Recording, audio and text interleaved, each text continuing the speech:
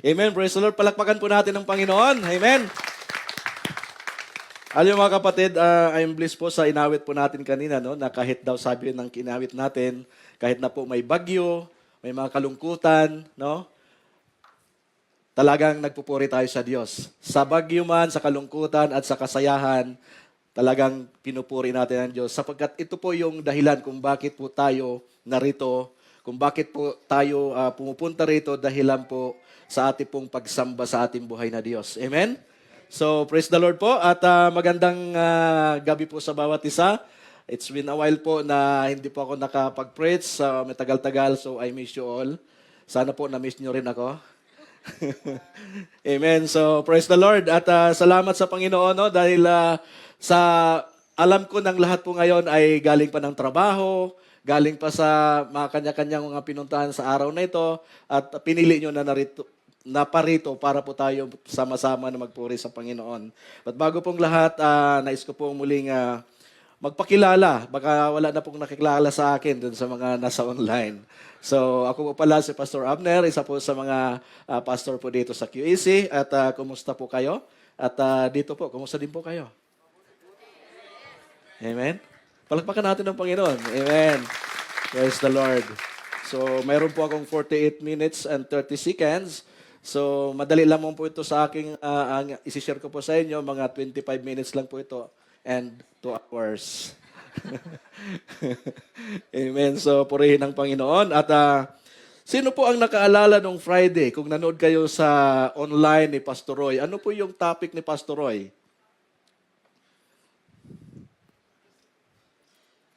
So, walang nakapanood.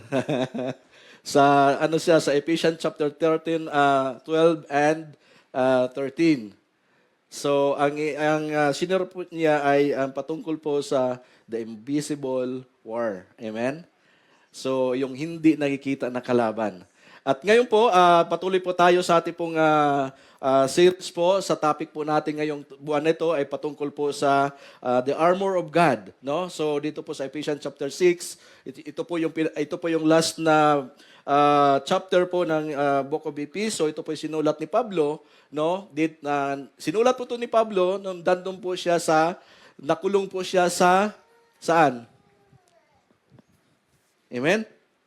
So nakulong po si Pablo doon po sa Roma. So bakit po doon sa Roma nakulong si Pablo? No? Tingnan po muna, balikan po natin konti. So dito po sa binasa natin, kung nagbasa po tayo, praise the Lord kasi naka-attend po ako kahit paano. May Bible study po tayo sa Davao every Wednesday, 3 o'clock, and maybe siguro mga 1 oras o 2 oras. So yung nakapag-join ako, ang topic po nila is yung sa Acts chapter 19. So dito po natin titingnan kung bakit po si Pablo napunta po siya sa Roma at doon po siya nakulong. Ano pong dahilan? So alam naman po natin, karamihan po sa atin na alam po natin kung bakit po si Pablo nakulong. Doon po siya actually sa Jerusalem, no?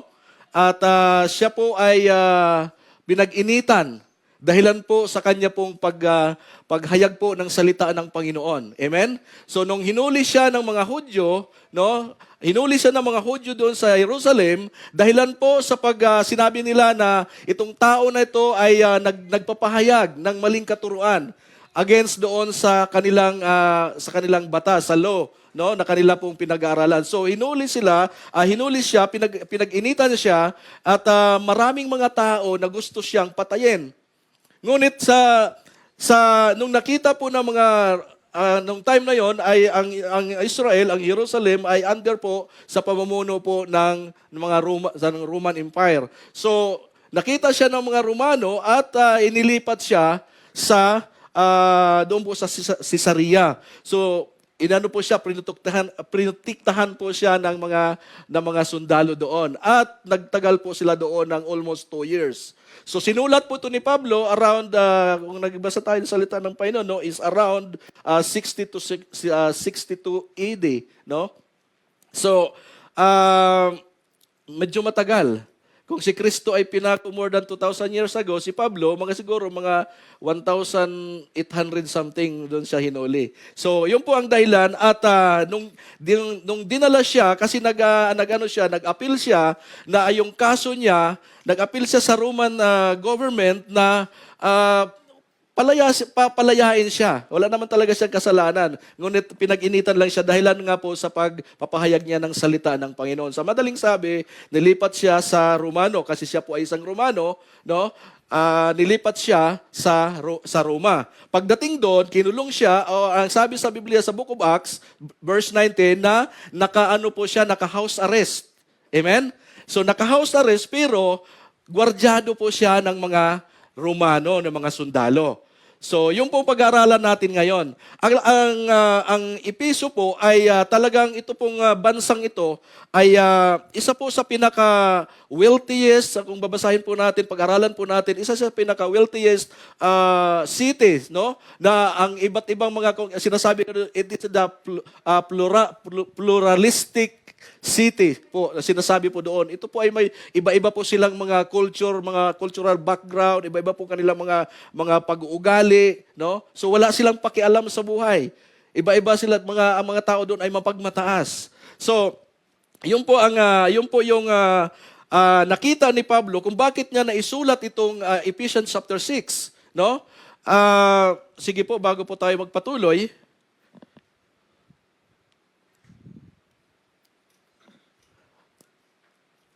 nais ko po munang manalangin po tayo po muna tayong lahat. Amen. Sandali lang to, wag po kayong mag-alala. Madali lang yung natin, 2 oras at kalahati lang po. Amen. Amen. Lord, maraming salamat sa oras na ito, Ama. Mali po, Panginoon, kami po ay nagpapasakop sa oras na ito, O Diyos.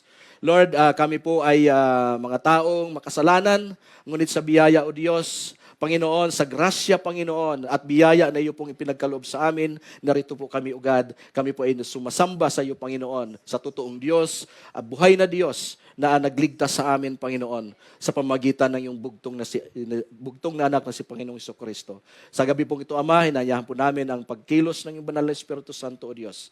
Buksan mo ang aming mga espiritual na mga pananaw, pandinig, O Diyos, upang maunawaan namin ang iyong mensahe, ang iyong salita sa gabi pong ito, ugad. Tago mo po ako, Panginoon, sa lilim ng iyong kapangyarihan. Lord, marami po akong mga pagkukulang, pagkakasala, Panginoon. Hindi po ako marunong magsalita, Panginoon, kagaya ng ibang mga tao na magaling magsalita, O Diyos. Ngunit sa biyaya mo, Panginoon, sa pamagitan ng iyong banal na Espiritu Santo, God, Lord, ako po ay nagpapasakop at dalangin ko, Panginoon, ng mga salita na aking pong bibitawan na lalabas sa aking mga bibig, O Diyos. Ito po ay may kapangyarihan lamang na nagmumula sa iyong banal na Espiritu Santo. Maraming salamat, Lord. Secure this place, Panginoon. I rebuke, Panginoon, anumang gawain ni Satanas upang hadlangan, upang takpan ang aming mga pandinig sa gawi pong ito upang di namin marinig yung mga mensahe, ang iyong salita sa pangalan ni Kristo Jesus. Amen and amen. Amen. Makakapaupo na po tayo. Palakpakan po natin ang Diyos.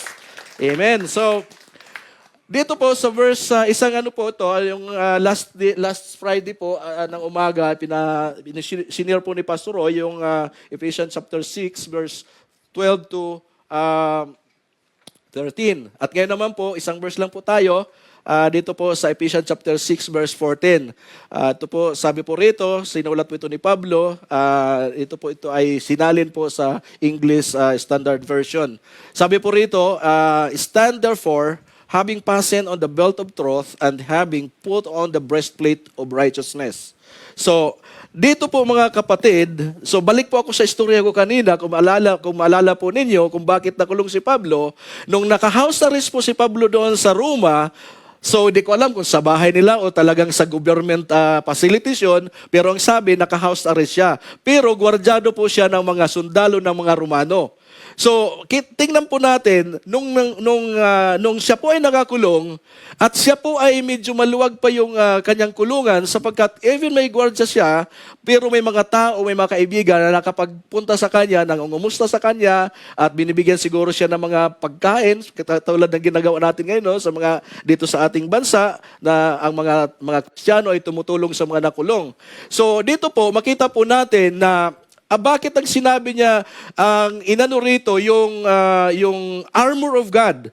So, I do believe na si Paul, nung nandun siya sa kulungan, may gwardiya siya, nakita siguro ni Pablo yung isang sundalo na nakasuot ng talagang ang tawag nito, full gear siya, yung pandigma talaga, yung nag-guardia sa kanya. Kaya yun po yung pag-aralan po natin, yung pag-usapan po natin. So, dito po sa sinabi po ni Pablo, stand therefore. So, balik po tayo kasi sinabi itong mga taga-Episo, yung mga Ephesian Christian, apektado po sila sa kanila pong mga kultura doon sa kanilang city kasi itong mga tao nito, mostly sila po ay mga taong hindi kumikilala sa totoong Diyos. Bagkus ang kanilang mga kinikilala ay ang Diyos na sinasabi, yung Artemis, yung isang goddess po, isang pagan goddess na yung po ang sinasamba nila. Yung po yung mga tao, busy sila. Kung baga, kaya nga mo si Pablo, hinuli siya doon kasi pumasok siya sa isang synagogue at nangaral siya ng salita ng Diyos. Against sa kanilang magkaiba doon sa kanilang paniniwala at kanilang inaaral at tinuturo sa mga tao. No? Kaya yung mga tao, doon sa Episo, yung mga Ephesian churches, sigurado apektado sila. Siyempre, kasi ang nakapalibot sa kanila ay puro mga sumasamba sa Diyos-Diyosan. Iba-iba yung mga kinikilalang Diyos. No? Actually, yung nag-research ako, yung Artemis, isa po siyang rebulto ng isang goddess nga. Yung na hanggang ngayon, nakasama pa itong parang templo, actually gibeon na siya, nakasama siya sa 7 wonders of the world. So, talagang So, bakit sinulat niya sa mga Kristiyano doon sa mga taga-Episo?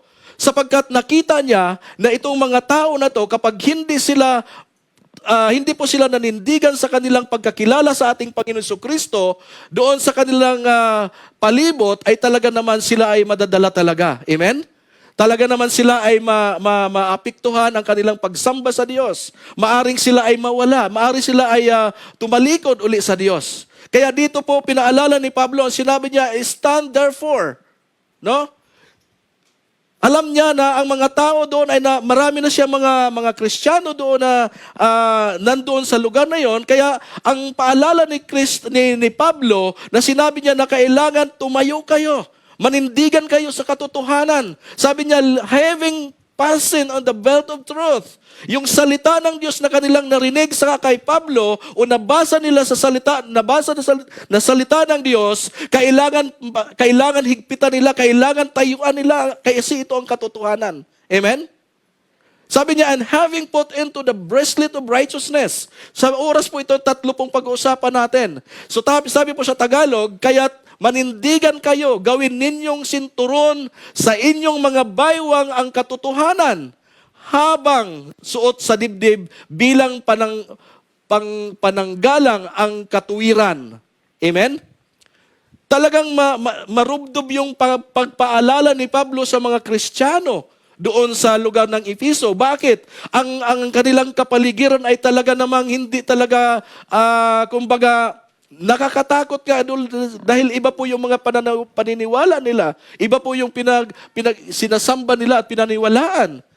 Kaya gano'n na lang po yung kanyang pag-remind po dito sa mga Kristiyano na kailangan higpitan ninyo, panindigan ninyo ang mga salita ng Diyos na inyong narinig. Sa buhay po natin mga kapatid, kapag hindi po natin hinigpitan ang salita ng Diyos na nandito sa atin, maari tayo po ay mailayo sa Diyos. Amen? Marami po sa palibot natin ang mga bagay na magpapalayo sa atin sa Diyos. Amen? Mga sale lang doon sa Villaggio. Minsan, hindi tayo atin muna sa pagsamba dahil punta mo mura doon. Buy one, take 4. Di ba? So, baka bukas wala na yon. Minsan nililigaw tayo para mahilayo, para hindi tayo makarinig ng salita ng Panginoon. Amen? So, ang pamagat po natin ngayon is about the belt of truth. Simple lamang po. Sinturon po ng kaligtasan. Di ba? Sinturon, sinabi sa aeroplano, fasten your seatbelt. Amen? Para hindi po tayo mauga. Pag mayroon man mayroon man pag-uga, madaanan man natin ang mga pagsubok, hindi tayo basta-basta mauga sa upuan natin sa aeroplano. Amen? Kasi naka-built in tayo. Amen? Sinasabi po dito ay kailangan yung salita ng Diyos ay palagi natin. Alam mo sa Israel, kung binasa po natin sa Old Testament, ang tinuturo nila sa Old Testament, no, na kailangan na ang salita na kanilang pinag-aaralan ay kailangan itali sa kamay, ilagay sa ulo, ilagay dun sa mga doorpost, no? Talaga ganun katindi ang kanilang ingat ng salita ng Panginoon na tinuro sa kanila. So sana po ganun din po tayo mga kapatid. Amen? So, sinulat, ito po yung sinabi ko na kanina, no, na sinulat ni Pablo sa mga believers sa Epeso. Ay, yung tinatawag niya, kung basahin po natin sa chapter 1, verse 1, tinatawag niya mga saints and faithful in Christ Jesus. So, yun nga, nakulong siya doon, ano, arrested in Jerusalem after Jewish leaders accused him for breaking the Jewish law and defiling the temple. Biro mo, pinaganohan pa siya na naninira siya doon sa loob ng templo. Sinira niya yung mga katuruan doon. Yun siguro na ibig sabihin. So the Roman authorities took him into the custody of prevent a move from killing. So nilayo doon siya sa mga tao.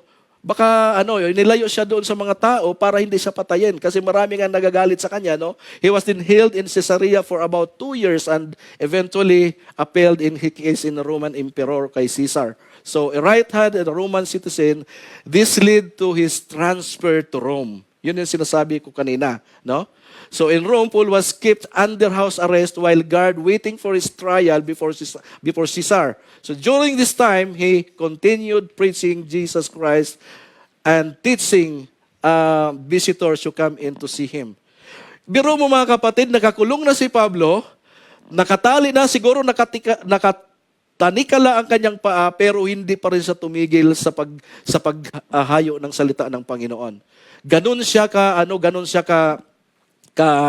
ka-eager para maraming mga tao na makakilala sa ating Panginoon at makatanggap ng kaligtasan. Amen? So, sinulat niya ito para, sabi niya rito, why Paul write to stand firm and buckle up the belt of truth to church of believers in Ephesians? Dahil, because their culture was saturated with idol worship. Yun ang sinasabi ko kanina, no? Mga magikiro, marami doon. Amen? Mga occult practices, kumbaga, mga antikristo. Amen?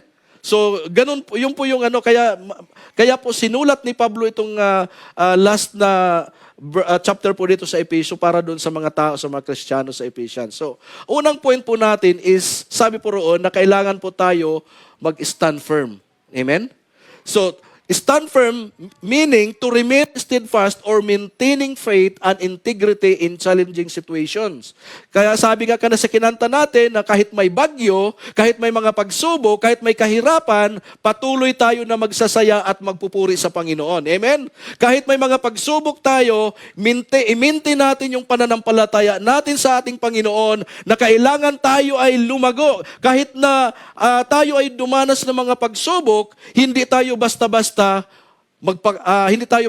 nabibitawan natin ang ating pananampalataya. Amen? So ito po yung, kung papaalala ni Pablo ito sa mga taga-Epeso, hanggang sa atin, ito din po ay nakarating sa atin sa mga oras na ito. Amen? Kailangan po na manatili tayong maging matibay, mga kapatid. Kailangan po maminti natin yung pananampalataya natin, yung integridad natin, kahit na may mga naranasan tayong mga bagay na hindi karapat-dapat o yung mga bagay na kumbaga nakakapagpahina sa atin, kailangan manindigan tayo kapatid. Kailangan yung integridad natin na hindi ito mawawala. Ito po'y mahalaga. Amen? So kailangan anuman ang sitwasyon, anuman ang panahon, kailangan hawakan natin ang salita ng Panginoon, yung pangako ng Diyos sa atin. Amen? Alam po natin na napakarami po ng pangako ng Diyos po para sa atin mga kapatid. Amen? So sabi doon sa verse 10, no, balikan po natin sa Ephesians chapter 6 verse 10, sabi po rito, finally be strong in the Lord and in the strength of His might. Put on the whole armor of God that you may be able to stand against the schemes of the devil. Amen? Ito po yung paalala ni Pablo sa mga taga-Epeso. Habang nandun siya sa kulungan, ito po ang nasa isip ni Pablo na kailangan itong mga tao na ito ay manatili maging malakas ang kanilang pananampalataya. Sa time po natin ngayon, kailangan po natin ang kalakasan, ang pananampalataya natin na kailangan naka-hook ito sa ating Panginoon Kristo. Kagabi, mayroon na naman pong madaling araw, mayroon na naman pong tititit, di ba? Naka-receive ba kayo? Di ba? Hindi natin alam. Any time. Pwede mangyari sa atin. Pwede mangyari. Ang tanong, tayo ba'y magpapatuloy sa Panginoon? Amen? Kahit anong mangyari, kailangan maging malakas tayo. Kailangan manindigan tayo. Yung paninindigan natin na hindi sa ating saganang sarili, kalakasan, kundi sabi po ni Paul dito, be strong in the Lord and in the strength of His might. Sa Panginoon, wala po tayo magawa sa sarili natin, kundi tayo ay patuloy na panghawakan natin yung kalakasan ng Diyos na meron tayo sa oras na ito. Kaya sinabi niya, isuot nyo, put on the whole armor. Sinabi niya roon, whole armor. Hindi po partial. No, makita po natin mamaya yung suot po ng isang sundalo, that you may be able to stand. Kapag tayo po mga kapatid ay nabalutan po ng pangako ng Diyos, nabalutan tayo ng salita ng Panginoon, kahit anong mga tawag nito, yung mga aros na ibabato sa atin ng kaaway, hindi tayo basta-basta masasaktan. Amen? Palakpakan natin ang Diyos. Hallelujah. Alam nyo, marami pong mga schemes ang kaaway. Minsan yung scheme ng kaaway, kapag ikaw ay masaya, pumapasok din siya. Pag ikaw ay malungkot, pumapasok din siya. So wala siyang pinipili. Ang gusto ng kaaway na makapasok sa iyo. Kaya hindi po garante na masaya ka ngayon, na hindi ka aanuhin ng Panginoon. Ang importante, may salita ka ng Diyos. Amen? Kapag ikaw ay hawak mo ang pangako ng Diyos, kahit anong mga aros na ibabato sa iyo ng kaaway, hindi po ito magtatagumpay. Amen? So tatandaan po natin na marami pong mga pamamaraan ang kaaway. Double time po siya para po tayo ay masila. Amen? So kailangan po tayo na manindigan sa katotohanan, patuloy po tayo na magpasakop sa ating Panginoon. Unang-una sa lahat, kailangan natin ang pagpapasakop sa Diyos. Amen? Kapag wala tayong pagpapasakop sa Diyos, kahit paano ang lakas natin, kahit paano anong kalakasan natin sa sarili natin, kapag hindi tayo nagpakumbaba sa Diyos, isa sa mga scheme na binabato sa atin ng kaaway ay minsan yung katalinuhan natin. Yung pagtitiwala natin sa sarili. Minsan maganda yung pamumuhay natin. Minsan pinapasok ito ng kaaway. Tingnan natin. Di ba? Example po si Job. Si Job napakayaman. Amen? Maraming baka, maraming mga ari-arian. Amen? Pero nung sinubok siya, nung pinahintulutan na Diyos subukin siya, hindi siya bumigay. Bakit?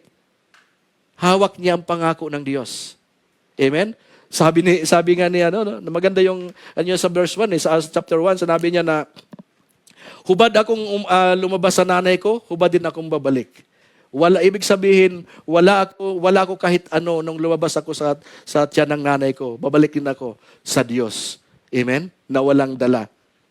Amen? Kundi ang kanyang sarili, ang kanyang buhay. So, pangalawa po, ang ibig pong sabihin ng standing firm is spiritually awake. Amen? Ano po ibig sabihin ng spiritually awake, mga kapatid? Kailangan palagi tayo nakababad sa presensya ng Diyos. Amen? Kapag tayo ay spiritually awake, mga kapatid, hindi po tayo basta-basta napapasok ng kaaway. Amen? Si Jesus po, nung siya po ay pinahintulutan, ang pinahintulutan ng Diyos, ang dyablo na isubukin si Kristo doon sa ilang, ang ginamit niya, salita ng Diyos. Amen? Kapag salita ng Diyos, kapag may meron tayong mga pinagdadaanan, meron tayong mga pagsubok sa buhay, wala po tayong ibang armas, wala po tayong ibang weapon, kundi ang salita ng Diyos. Amen? Alam po natin na sa panahon nung sinulat ito ni Pablo, marami pong mga bagay na sinabi niyo ang kalaban natin ay hindi flesh and blood, kundi ang kalaban natin is espiritu sa kahanginan. Amen? Totoo po mga kapatid na mayroon pong labanan ang mga Kristiyano. Totoo po na mayroon po tayong kalaban, ang kaaway, ang dyablo. Amen? Kaya po, anong gagawin natin? Anong sinabi ng salita ng Panginoon? Kailangan na tayo po'y maging away. Kailangan po tayo na mapagbantay. We have to be sober and vigilant. Sapagkat ang kaaway ay nandyan lang sa tabi-tabi natin. Amen? So, sabi po rito sa chapter 5 ng 1 Peter, verse 8, sabi po rito, be sober, be vigilant, because your adversary, the devil, walks about like a roaring lion, seeking whom he may devour. Amen? Nandyan lang mga kapatid, tutupo ang dyablo. Tutupo na ang kaaway. Di ba? Naalala, sino po nakasubok? Siguro hindi ko rin ito masabi, hindi ko rin ito ma-share sa inyo kung hindi ito nangyari din sa akin. Amen? Kala nyo hindi ako nagagalit? Nagagalit din ako. Kaya wag niyo. Pero lang. Amen? Kasi mahirap i-share na hindi natin nararanasan. Mamaya, sandali lang, masaya ka pa, maya-maya, galit ka na. Amen? Hello? Sino nakarelate? Ako lang, isa, or marami tayo? Amen? Yes. Tinitira tayo ng kaaway, mga kapatid. Kaya sinabi, stand firm and be strong, mga kapatid. Kasi ang kaaway nariyan lang. Diba, si Peter, senior ka na ni Brother Romil ka na, si Peter, masyado siyang confident sa sarili. Pero siya nagsabi na, inano niya si Kristo, no? Anong tawag nito? Dininay niya ng 3 times. Confident na confident siya. Sabi niya nung huhulihin si Kristo, sabi niya, Panginoon, bago kanila makuha, bago kanila mahuli, dadaan muna sila sa itaas ng ng bangkay ko sa dibdib ko. Amen? Malakas siya, pero nung nagkaroon ng chance ang kaaway sa kanya, dininay niya si Kristo 3 beses. Tayo kaya natin gawin yon? Pero kung panghawakan natin ang salita ng Panginoon, maaring sabihin natin, it is written. Yun ang sinabi ni Kristo palagi. Amen? So, kailangan po mga kapatid na maging vigilant po tayo, maging mapagmatsyag po tayo sapagkat ang kalaban natin ay nasa kahanginan lang. Amen? So, unshaken against the attack of the enemy. No? Dapat hindi tayo natitinag. Sabi nga dito sa Matthew chapter 4 verse 4, yun po yung mga sinasabi ni Kristo. No? Sa panahon na siya po ay sinusubok ng dyablo, wala po siyang ibang sinasabi. Hindi po niya sinabi na, ay, hindi niyo ako kaya, Diyos ako. Hindi niyo kaya kasi malakas ako. Ang sinabi niya, ito ay nasusulat. Hindi lamang nabubuhay ang tao sa tinapay, kundi sa pamagitan ng salita ng Diyos. Amen? Kaya minsan, busog tayo sa spirit, busog tayo sa pagkain physical, pero yung spiritual na buhay natin, payat. Amen? Dapat balanse. Pag kumakain ng physical natin, di ba, pag hindi tayo kumakain ng 3 araw, sigurado mamaya tayo. Amen? May matutuwa din naman nun. Amen? Pero gusto talaga natin kumain. Amen? How about ang salita ng Panginoon, binabasa pa natin sa 1 linggo o hindi? Kailangan natin basahin, mga kapatid. So, kasi kapag tayo po ay dala-dala po natin, hawak po natin ang pangako ng Diyos, ang salita ng Panginoon, hindi po tayo masishake, mga kapatid, kapag tayo po ay inatak ng kaaway. Amen? Simple lamang po. Di po natin kailangan na makipag-away tayo, makipag-wrestle tayo. Ang gusto ng Panginoon, sasabihin lang natin sa pamagitan ng salita ng Diyos. Amen? tayo ay victorious. Dahilan si Kristo ay nagtagumpay na sa atin more than 2,000 years ago, mga kapatid. Therefore, sabi niya, submit to God. Resist the devil and he will flee from you. Sinabi rito ni James, therefore submit to God. Wala tayong pwedeng ipagmataas sa ating sarili. Wala po tayong pwedeng ipagmataas sa ating kapwa. Kundi sinabi niya rito, therefore submit to God. Ibig pong sabihin, kailangan po bilang mga anak ng Diyos, nariyan po ang pagpakumbaba natin sa harapan ng Diyos. Amen? Kahit na po nabasa natin ang buong Biblia, kahit na po alam po natin ang bawat punto por punto ng mga verses na ito, kapag wala po tayong pagpakumbaba sa Diyos, wala pong silbi yun. Ang gusto ng Diyos na tayo ay makitaan na mayroon po tayong pagpakumbaba sa harapan niya. Amen? Naalala ko uli yung sa Book of Acts, no? Doon sa chapter 19 din, may mga tao doon, nung panahon ni Pablo, nung nag-miracle si Pablo doon, pinantulutan siya ng Diyos, binigyan siya ng kapangyarihan na magpalayas ng mga demonyo. Ginaya ng ibang tao doon. Ginaya. Sabi ng iba, pinapalayas din namin sa pangalan ng Panginoon Kristo na sinabi ni Pablo, hindi lumayas ang diablo. Bakit? Hindi naman totoo eh. Hindi totoo yung kanilang paggamit ng salita ng Panginoon. Amen? Gaya-gaya. Hello? Gaya-gaya. Hindi naman talagang totoo. Ang kailangan po natin, kapag tayo ay nasa Diyos, kailangan may kaakibat po ito na pagpapakumbaba sa harapan ng Diyos. Amen? Kaya minsan sinabi, hindi naman lumalayas tong demonyo na to. Bakit? Yung buhay natin na mayroon pang pride. Amen? Kaya sinabi nila, hindi talaga lumayas yung demonyo doon sa bata na yun na kanilang pinalayas ang demonyo. Amen? So, kailangan po natin yung humility, mga kapatid. Kapag wala po tayong humility sa ating pag-serve sa Lord, sa paglilingkod sa Lord, wala po tayong pag-submit sa Kanya, hindi po maganda ito, mga kapatid. Amen? Hindi po lalaya sa ating. Kaya sinabi niya, kapag tayo ay may kakumbabaan puso, no? Sabi niya roon, ang diablo ay lalayo sa atin, mga kapatid. Amen? Kailangan po natin, sinabi ko na, kailangan po yung patuloy na pagpapakumbaba sa harapan ng Diyos.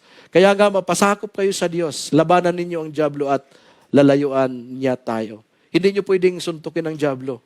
Hindi nyo pwedeng itulak ang diablo, kundi pwede natin palayo ng diablo sa pamagitan ng pagpapasakop sa Diyos.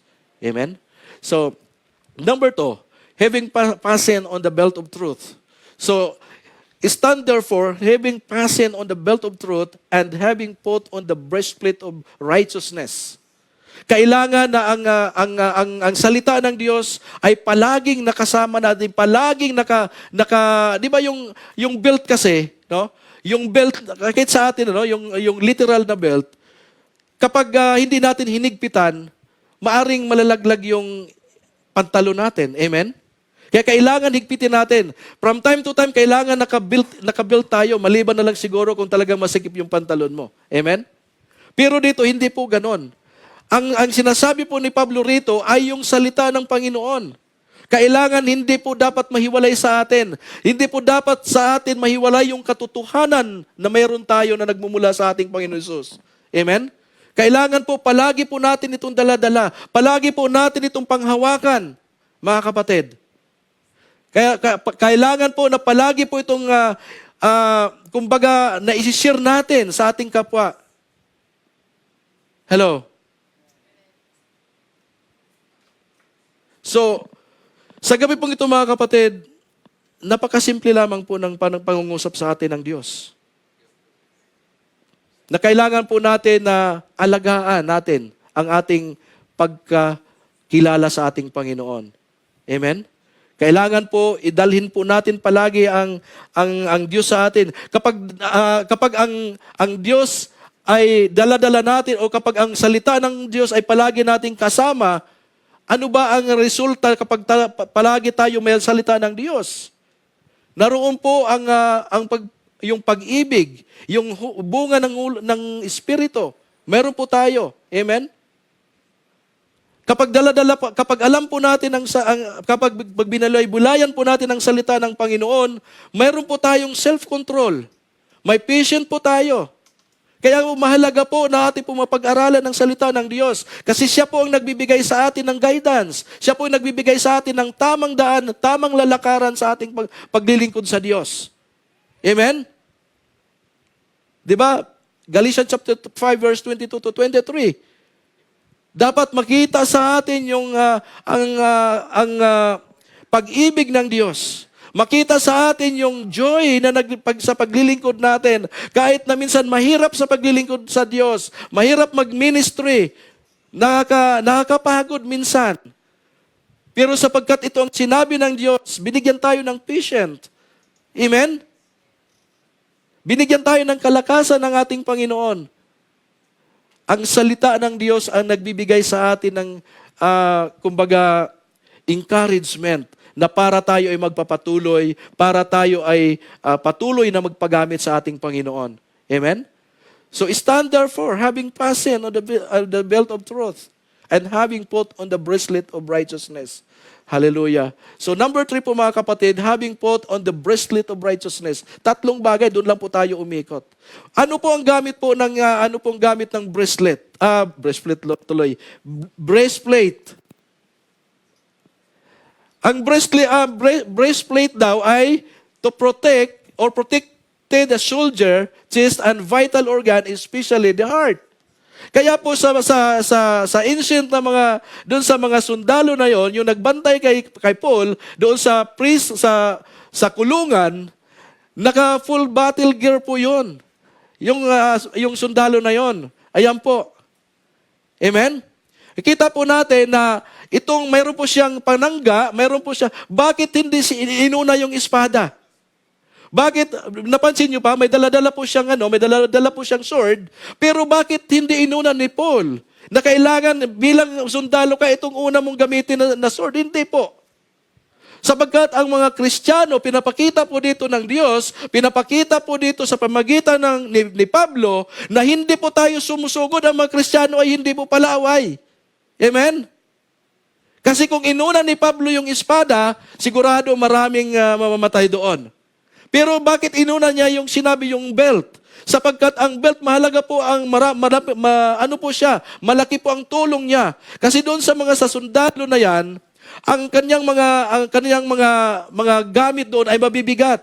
So kailangan nakahigpit yung sinturon ng maayos para hindi malaglag. Otherwise, yung iba sinasabi doon na ang ibang mga warriors doon ay mahaba yung kanilang damit. Kailangan nakasinturon. Ibig sabihin, kapag hindi siya nakasinturon, hindi siya nakatali na maigi, abala sa kanilang pagtakbo o sa pagsugod. Amen?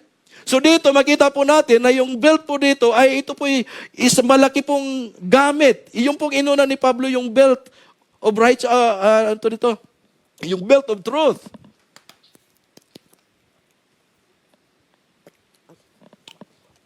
Amen?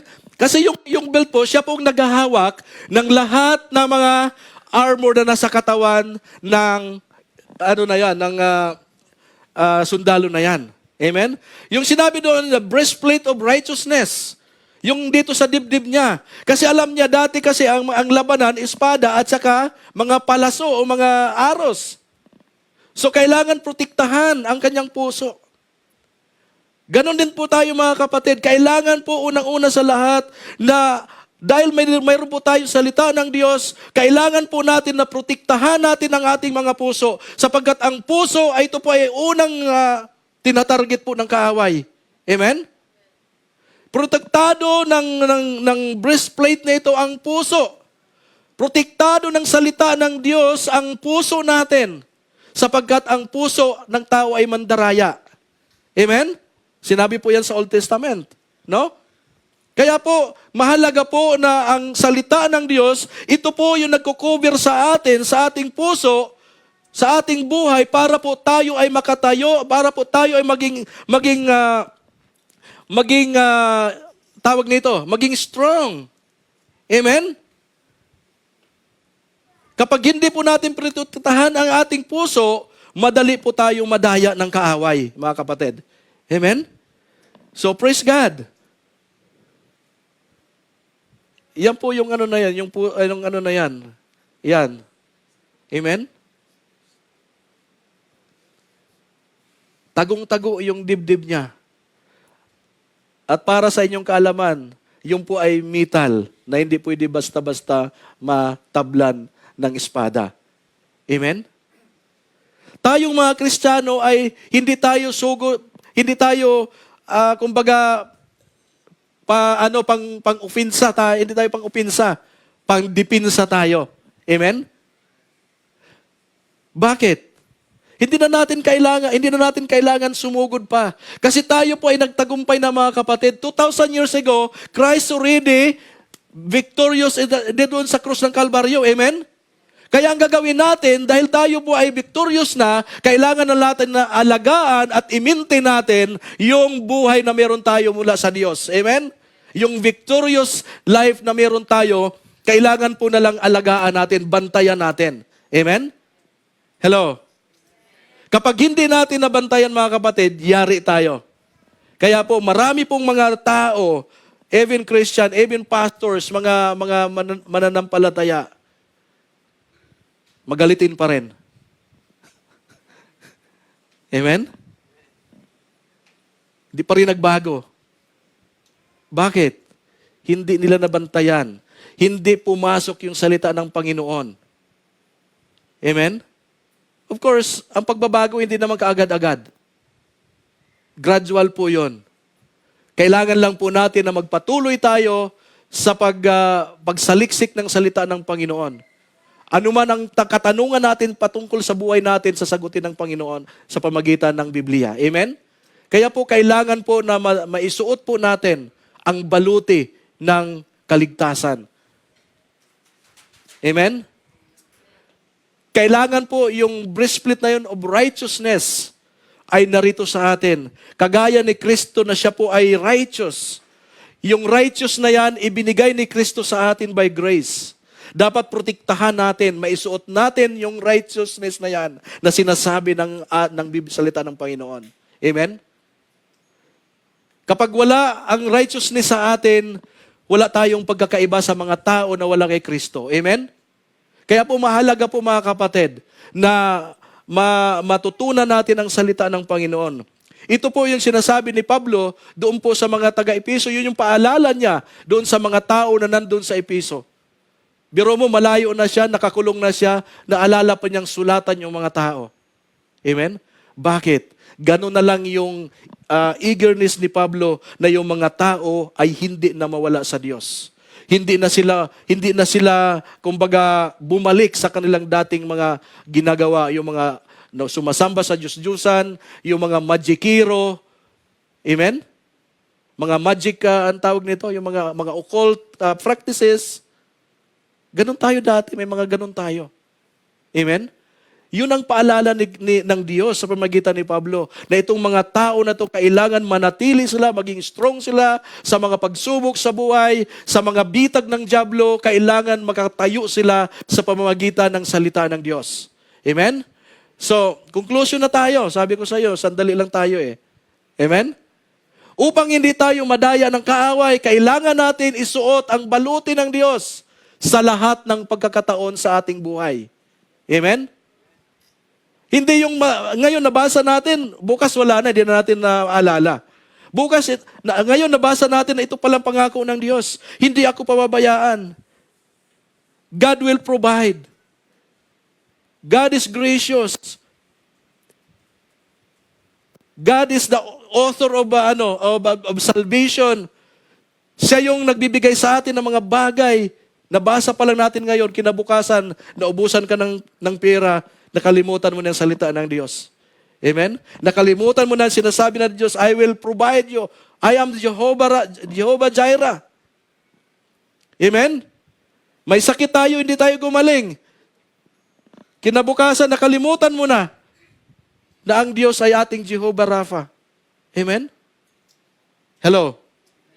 So kailangan mga kapatid na para hindi tayo madaya ng kaaway, para hindi po takpan ang ating spiritual na kaalaman ng kaaway, kailangan po manatili tayo sa pagbabasa ng salita ng Panginoon. Manatili tayong magsaliksik ng kanyang mga salita. Amen? Hallelujah. Sa lahat ng pagkakataon, sabi pa roon, sa ating buhay, kailangan nakabalot tayo sa pangako ng Diyos. Amen? Uy. Ephesians chapter 6 verse 11, sabi doon, isuot ninyo ang buong kasuotang pandigma sa loob, nakaloob ng Diyos upang mapaglabanan ninyo ang mga pakana ng dyablo. Ang pagsuot ng baluti ng Diyos ay nangangahulugang patuloy sa pamumuhay sa katotohanan. Amen? Yung pong ibig sabihin. Katuwiran, pananampalataya, at salita ng Diyos upang mapaglabanan natin ang mga panlilinglang at tukso ng kaaway. Sa pamamagitan nito, mga kapatid, na natili kayong matatag, sabi ni Pablo, at pagtatagumpay sa ating paglalakbay bilang mga mananampalataya. Mahalaga po, mga kapatid, na tayo po ay may pinanahawakan. Tayo po ay mayroon pong goal sa ating buhay. Tayo po ay nakaalam ng vision and mission ng QEC. Sino po nakaalam dito ng vision ng QEC? Maiksi lamang po yun. Amen? Anong vision ng QEC? To build up the body of Christ. Ano pa?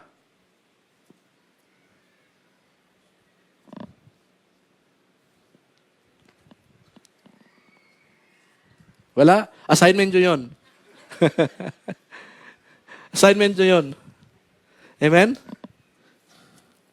Bukas, tatanungin ko ulit kayo, mga kapatid. Amen? Anong mission na meron tayo sa QEC?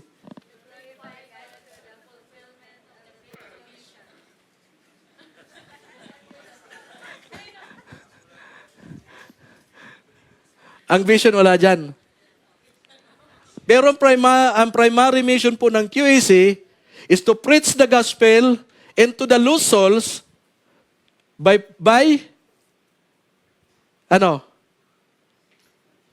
bringing them, by preaching the gospel and bringing them into, assignment nyo bukas la, di ko sasabihin. Amen? So mahalaga po, mga kapatid. Amen? Kasi pag hindi po natin alam, maaring hindi tayo interesado sa pag-share ng salita ng Panginoon. Amen? Maaring hindi tayo interesado sa paglago natin, mga kapatid. Kasi wala po tayong tinatarget, wala po tayong goal sa ating pag-spiritual na buhay. Kaya mahalaga po, mga kapatid, na mayroon po tayong tinatarget. Amen? So ano lang 'yon? Ano lang 'yon sa sa ating pong mensahe sa gabi pong ito. Mahalaga po, mga kapatid, na tayo po ay patuloy na magsuot ng ating pong baluti, no? Isuot ninyo ang buong kasuotang pandigma na kaloob ng Diyos. Amen? Hello? So mahalaga po, mga kapatid, na tayo po ay patuloy na maglilingkod sa Diyos, sama-sama, may kasayahan, may galak, at higit sa lahat, huwag po tayong patinag sa anumang pandaraya ng kaaway. Amen? Tatandaan po natin na ang Diyos po ay kasama natin sa lahat ng pagkakataon. Amen? Huwag po natin hayaan na tayo po ay magapi ng kaaway, magapi ng problema, magapi ng anumang mga pagsubok, kundi tayo po ay mananagumpay dahilan kasama natin ang Diyos. Amen? Dumaan man tayo, sabi sa Old Testament, dumaan man tayo sa apoy, hindi tayo masusunog. Dumaan man tayo sa tubig, hindi tayo malulunod. Bakit? Kasama natin ang Diyos. Amen? Palakpakan po natin ang Panginoon, mga kapatid. Tayo po ay tumayo. Dakilang Diyos, Ama, maraming salamat, Panginoon, sa oras nito, Lord, sa mga salita po namin pong napag-aralan, O Diyos. Nawa po, Panginoon, na mga salita mo, O God, ito po ay maibigkis namin, Panginoon, sa amin pong maigird Panginoon, sa aming pong katawan, O Diyos, upang ito po, Panginoon, ay patuloy na magpapaalala sa amin. Patuloy po, Lord, na magpapatibay sa aming pananampalataya, O God. At sa oras nito, Ama, maraming salamat po, God, na patuloy namin maisuot ang baluti ng kaligtasan, O God. At salamat, Panginoon, even the breastplate of righteousness, Panginoon, ay makita sa amin, Panginoon. Makita, Diyos, ang karakter na meron ka, Panginoon, sa aming buhay, O Diyos. Lord, maraming salamat sa oras na ito. Lord, patuloy po namin itinataas sa oras na ito, Panginoon, ang aming mga kapatiran, O Diyos. Lord, na nagnanais, Panginoon, na lumago, O Diyos, sa paglilingkod, nais lumago, Panginoon, sa kaalaman, O Diyos, upang patuloy namin, Panginoon, na ma-share, O Diyos, ang ibanghilyo ng kaligtasan sa ibang tao, Panginoon. Dalangin ko, O Diyos, na patuloy mong ingatan ang bawat isa, Panginoon. Lord, sa anumang pandaraya ng kaaway ng diablo, Panginoon, upang manlinlang, O Diyos, malinlang, Panginoon, ang aming mga kapatiran, O Diyos, sa mga bagay na hindi po karapat-dapat, O Diyos. Lord, maraming salamat na ang iyong kakumbabaan ay patuloy namin mararanasan. Patuloy namin, Lord, maranasan, Panginoon, ang iyo pong kapangyarihan sa aming buhay, O Diyos. Ang pagbabago sa araw-araw ng aming pamumuhay, Panginoon, bilang iyong mga anak, O God. Lord, maraming salamat, Panginoon, sa oras na ito, O Diyos. Silyuhan mo, Panginoon, ang iyong mga salita, O God. Kagaya, Panginoon, ng nais ni Pablo, O Diyos. Nais din po namin, Panginoon, na magaya namin, Panginoon, Lord, na kahit na nandoon sa mga sitwasyon na sa palagay namin hindi mabuti, ngunit hindi mo, Panginoon, pinabayaan si Paul, Father God. At ganun din kami, Panginoon. Salamat po ng marami, Lord, sa oras na ito, Panginoon. Lord, dalangin ko, Panginoon, sa oras na ito, na ito po'y magbigay, Panginoon, ng patuloy na dagdag na kalakasan, spiritual, Panginoon. Patuloy, O Diyos, na magpapaalala sa amin sa lahat na aming mga lakad, O Diyos. Maraming salamat, Panginoon, sa oras na ito. Lord, dalangin ko din, Panginoon, sa mga kapatiran namin na hindi namin nakasama namin sa pagsamba sa gabi pong ito, Lord. Dalangin po namin na sa araw po ng bukas, sa pananambahan, Panginoon, sa lugar na ito, sila po ay makadalo, O Diyos. Maraming salamat, Panginoon. Sa iyo po namin, Lord, ibinabalik ang lahat na papuri, lahat na pagsamba, pinakat mataas na pasasalamat, Panginoon. Ikaw lamang ang nararapat na tumanggap nito, O Diyos. Maraming salamat po sa pangalan ng aming Panginoon Kristo. Ito po ay aming samot dalangin. Amen and amen. Thank you, Lord. Thank you, Jesus.